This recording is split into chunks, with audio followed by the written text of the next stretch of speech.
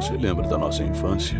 Não sei, pode ser, algumas vezes. Por Falando quê? nisso, seu pai está lá fora. Tentei dizer que era uma grande noite pra você, perguntei se poderia voltar depois, mas ele disse que tinha um trabalho. Se quiser, põe o meu na reta e brigo pra você ficar. Eu sei que eu sempre fui o melhor irmão. Não? Você tem uma vantagem que o Max não tinha. O papai? Eu. Se ferir meu irmão, eu juro que mato você. Eu mato todo mundo. Todo mundo! Eu morri. Qual é?